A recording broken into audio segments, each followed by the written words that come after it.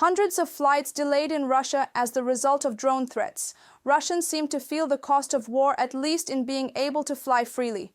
Ukraine and Denmark already explore the perspectives of joint drone production. Which countries also want to join? Let's unpack the details and put you in focus on these hot events. This is UATV. Be sure to follow us on YouTube and socials for the latest news and unique stories. More than 70 flights were cancelled and another 140 were delayed at Sheremetyevo Airport in Russia on Monday, July 21st. Air traffic problems also arose at other Moscow airports. In total, from July 19th to 21st, more than 1,000 flights were delayed or cancelled in Russia due to the threat of drone attacks. Our correspondent will tell you more about that. Due to the threat of drone attacks, airports in Moscow and the Moscow region temporarily suspended flight operations starting July 19th. In just 2 days, 134 aircraft were redirected to alternate airfields, according to Rosaviatsia. The restrictions affected Vnukovo, Domodedovo, Sheremetyevo, and Zhukovsky airports.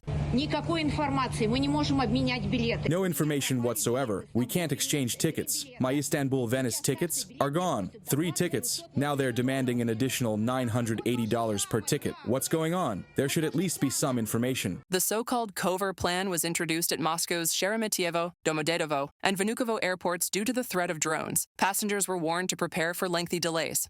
Temporary restrictions have been introduced in the airspace perimeter of Sheremetyevo Airport due to the activation of the Cover regime. Sheremetyevo Airport continues to service flights of Russian and foreign airlines for departures and arrivals based on actual feasibility and priority. From a report by Sheremetyevo Airport Press Service on Telegram. Russian airports were non-operational for over 50 hours. Flight cancellations and delays during the vacation season led to a true collapse. This is already the second major disruption in Rosaviatsia's operations this summer. On July 5th and 6th, hundreds of flights were canceled, and about 2,000 were rescheduled, resulting in losses for airlines exceeding 20 billion rubles, according to Kommersant.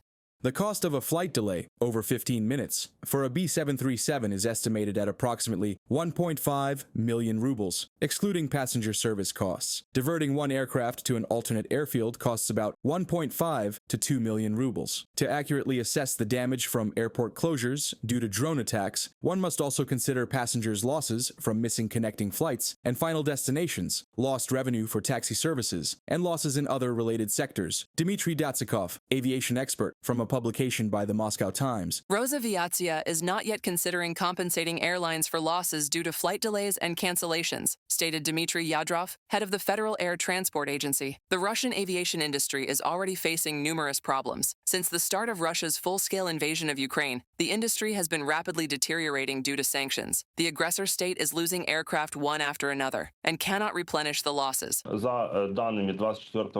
According to 2024 data, about 60 aircraft have effectively been withdrawn from operation. This means that airlines' ability to maintain the airworthiness of these aircraft is essentially limited. Russian airlines are unable to continue ensuring the airworthiness of these planes. We're talking about 10 to 15% of these aircraft being withdrawn from operation annually. In other words, at the current rate, Russia could be left without civilian aviation in the next 5 years. Previously, Moscow announced plans to produce about 1,000 aircraft by 2030. It is already clear that this is unattainable. We see that the direct impact of the 3-day disruption in air travel cost Russian airlines about $250 million.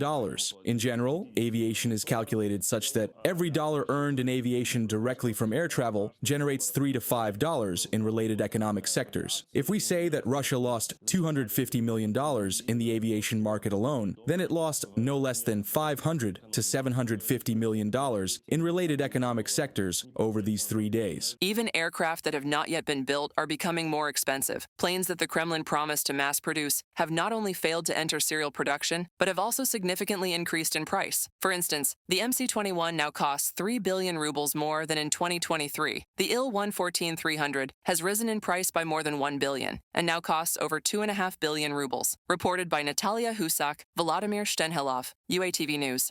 Ukraine and Denmark are working on creating an interceptor drone piloted by artificial intelligence, writes the publication Defense Express.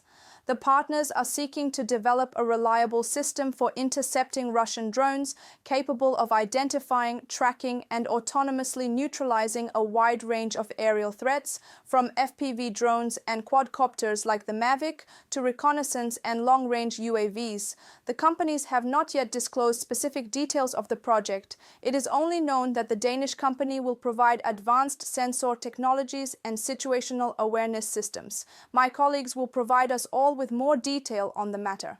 3 Ukrainian producers of drones have received government contracts to produce Interceptor drones. According to Defense Minister Denis Shmyhal, Ukraine has ordered such drones for more than $70 million. Much attention was paid to Interceptor drones that are capable of counteracting Russian Shaheds, and there are already 4 state contracts with manufacturers. This week, we also talked with large state banks about lending to manufacturers under state guarantees. Denis Shmyhal, Minister of Defense of Ukraine, on Facebook. Interceptor drones, for example those drones that are used as an element of the air defense system, are not effective in combating cruise and ballistic missiles, but they are capable of hitting air targets that fly at low altitudes and low speeds, just like Russian attack drones and reconnaissance UAVs. In fact, we are talking about the fact that the Interceptor shoots down the attack UAV, preventing it from getting close to the urban development. This is a serious point. It reduces the possibility of civilian casualties and, most importantly, the possibility of hitting strategic objects on the territory of Ukraine. Conventional ground-based air defense systems are too expensive to use against drones, experts explain. The cost of a single projectile can be many times greater than the price of the target it shoots down. The cost of production of Interceptor drones is a pittance compared to the ability of Ukrainian air defense systems to shoot down these UAVs using classic anti-aircraft missile systems. The same Iris-Ti missile can cost up to $100,000, while the cost of production of a Russian attack drone is from $20,000 to $30,000 maximum. Interceptor drones are an innovative method of destroying Russian drones. Ukraine cannot rely solely on them, but interceptors are being mass-produced, and at the moment we are talking about tens of thousands of units. Tens of thousands. This is what we have already contracted and will continue to contract. Our contracting now, on the one hand, rests on the solvency of the manufacturer. On the other, on the capabilities of the state budget. We will definitely contract everything that the state budget is capable of. Arsen Jumadalov, director of the Defense Procurement Agency, in an interview with the publication Babel. The state will be able to purchase all Interceptor drones that will be produced in Ukraine this year, said First Deputy Prime Minister Mikhailo Fedorov. Ukraine's partner countries are also ready to provide funding. In early July, Kyiv signed a memorandum on expanding the production of unmanned systems with an American company. In the middle of the month, Great Britain pledged to finance the production of Ukrainian interceptors, President Volodymyr Zelensky said, and Germany has taken on the development of drones for Ukraine. Prague will work together with Berlin. Russia plans airstrikes at intervals of 3, 4, 5 days, using up to 700 to 800 UAVs along with dozens of cruise missiles, concentrating on one target. Let's take the example of the Shahed drone. It costs somewhere between 30,000 and 50,000 euros. It is absurd to fight it with Patriot-guided missiles, which cost more than 5 million. In fact, countermeasures are needed that cost 2,000, 3,000, 4,000 euros. Joint defense production with France was announced by President Volodymyr Zelensky after a meeting with the country's foreign minister Jean-Noël Barrot. According to him, several French companies are ready to produce drones in Ukraine. Reported by Valeria Nekipelova, Pavlo Shtelmak, UATV News. We'd love to hear your thoughts on all of this. Drop them in the comments. Stay in focus with UATV and stay safe.